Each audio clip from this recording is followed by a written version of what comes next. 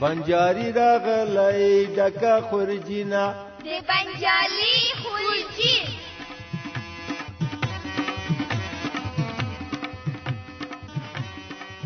درنو همزولو السلام علیکم. دا د بیا د بنجاري خورجین خپرونې وخت را رسېدلی. ستاسو له کورنۍ نه څوک مکتب ته ځي؟ که ځي د مکتب د جامو رنګ یې څه ډول دی؟ دا پوښتنې مې ځکه وکړې چې نن بنجاري ماما له ماشومانو سره په دې اړه خبرې لري. خو ګورئ د مکتب ترانه او ټوکه مه هېروئ.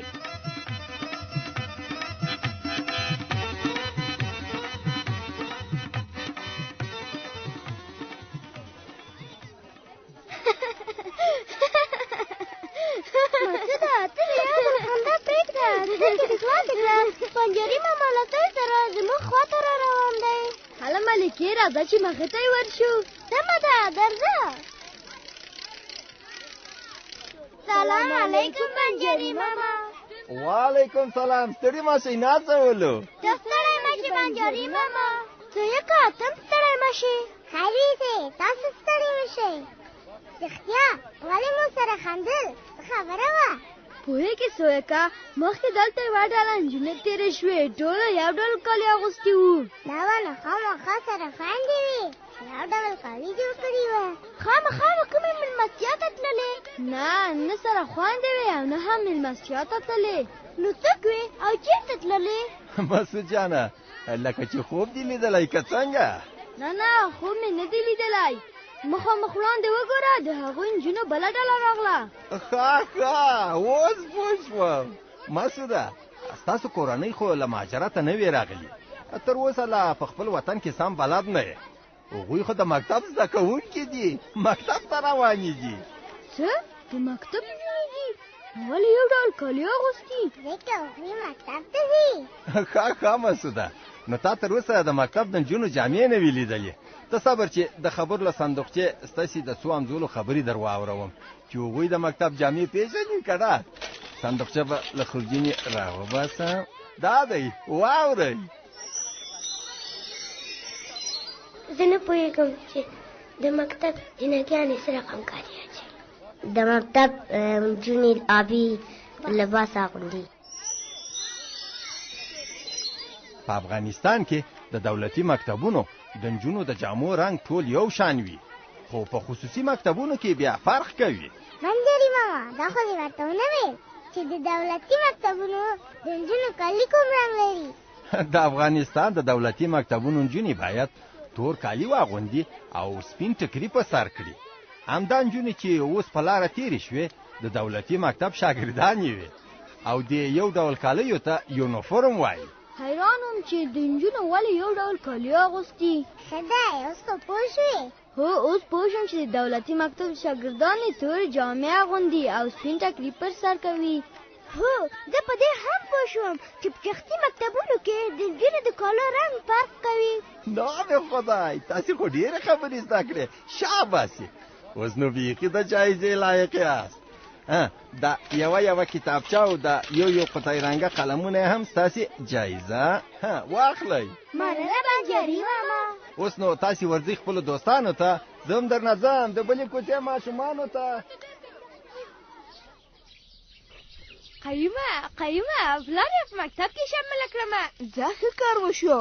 پلارجان مې نن بازار ته ځي. جامې بوټونه او د مکتب بکس راته اخلي. اوهو نو مبارک دې شه. څومره ښه. اوهو ستړی مه شې بنجاري ماما.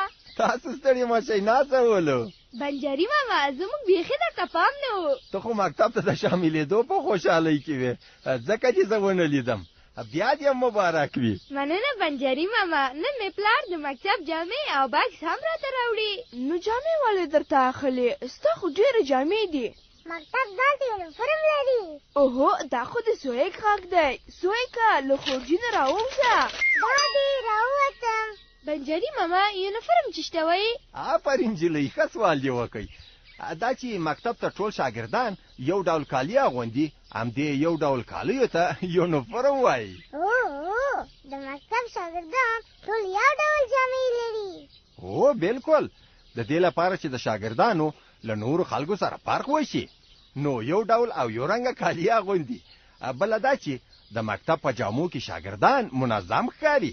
بنجاري ماما زه د مکتب د جامو لپاره یو ترانه ووایم. او ولې نه، زر وارې خو یې ووایه. هله سویکه خو ووایه چې موږ یې هم زده کړو. سمه ده، ورته غوږ شئ. موږ د مکتب شاګردان یو ډله ډله روان، یو رنګ جامې اغوندي لکه د یو باغ ګلان، سپین مو ټکري په سر وي، تور کمیسونه په ځان، جامې تل پاکې ساتو رانه خوشحاله استادان. اوس یې نو موږ وایو، ته مو غلطي ونیسه سویکه. سمه ده، ووایئ. موږ د مکتب شاګردان یو ډله ډله روان، یو رنګ جامې اغوندو لکه د یو باغ ګلان، سپین مو ټکري پر سر وي. څه شی و؟ داسې نه، داسې. سپین مو ټکري پر سر وي، تور کمیسونه په ځان. سپین مو ټکري پر سر وي، تور کمیسونه پر ځان، جامې تل پاکې ساتو رانه خوشحاله استادان. راځه چې یو ځل بیا ووایو چې سمه مو زده سي. موږ د مکتب شاګردان یو ډله ډله روان، یو رنګ جامې اغوندو لکه د یوه باغ ګلان، سپین مو ټکري پر سر وي، تور کمیسونه پر ځان، جامې تل پاکې ساتو رانه خوشحاله استادان. آفرین، شاباس، یې ډېره ښه وویله. اوس نو داسې وکئ چې دا ترانه او دا نورې ټولې خبرې مو چې زده کړې خپلو نور همزولو ته یې هم ووایئ. سمه ده بنجاري ماما. ښه، اوس به نو زه واخلم خورجینه، ځم چې بل کلي کې وړکي څه کوي نه. ودرېږه بنجاري ماما، زه یوه ټوکه ووایم. اوهو، شاباسې، سمه ده نو ووایه. یو تنبل شاګرد به ډېره غیرحاضري کوله. بله ورځ معلم ولاړ کړ. ویل ورته پرون ولې نه وې راغلی؟ شاګرد وویل معلم صاحب پرون زما د مکتب کالي مینځلي وو، هغه لانده وو، ځکه رانغلم. معلم وویل ښه نو هغه بله ورځ ولې رانغلې؟ شاګرد وویل په هغې ورځ ستاسې د کور تر مخې تېرېدم، ستا کالي مې پر تنه ولیدل، نو ما ویل ته به هم نه یې راغلې ځکه رانغلم.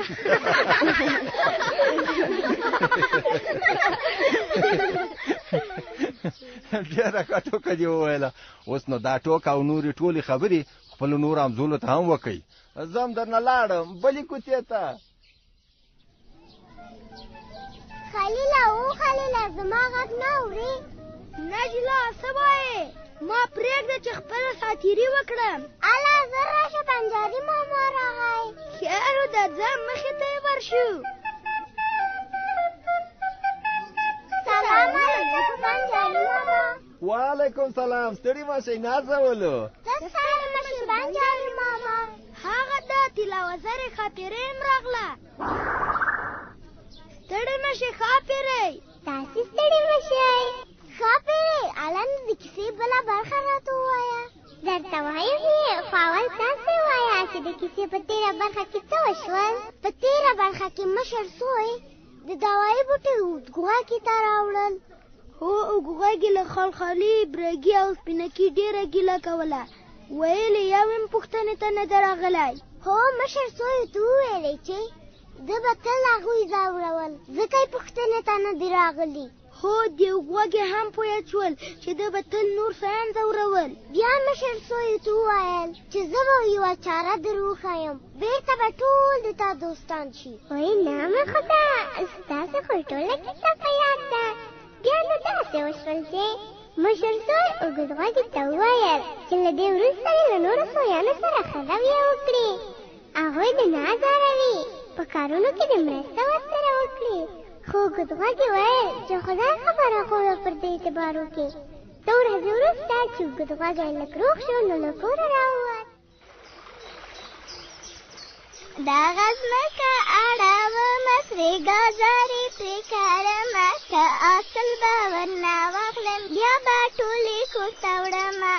لا لا لا لا لا لا لا لا لا لا لا لا لا لا لا لا. څنګه یې د ځمکه وړم؟ دغسې دا ځای خو مې بېل که. یې پرېږدئ یو غلغلي، چوپ شئ، راځئ چې پټ په دغه لښتي کې وتښتو. څه خبره ده؟ ولې وتښتو؟ وړاندې وګورئ، اوږدغوږی را روان دی. الې تښتئ چې راغی. اوهو، دوی خو ټول وتښتېدل. ځم چې به بېلې ځمکه واړوم. داسې دا دی دا به اوس هواره کړم دغسې پرېږدې وګورې ګواکې زموږ په ځمکه کې بیل وهي ځمکه اړوي خامخا به زموږ کرلې ګازرې را خرابوي هغه ډېر ظالم دی دا نه وګوره هغه زموږ باندې کار کوي وګوره د پټې پولې جوړوي هغه د ګازرو تخم پکې وشینده نن مې همدومره په واس کې و دا دی اوس مې خو یو سم کاره وکړ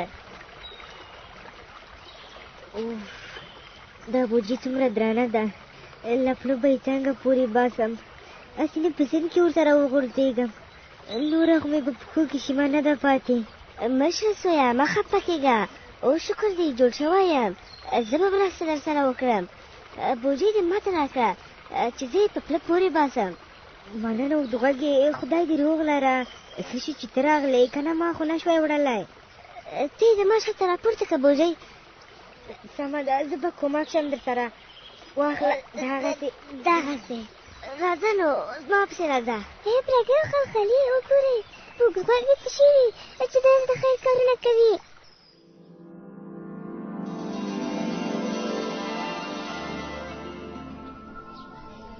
اوږدغوږې څنګه داسې سم کار کوو خامخا به کوم چل کوي په دې نو تاسې فکر وکړئ چې نور به څه کېږي خو په وړې اوبه وړې اوس مو نو د کیسې دا برخه خپلو نورو همزولو ته هم ووایاست سمه ده بنجالي ماما زه نو درنه لاړم د خدای په امان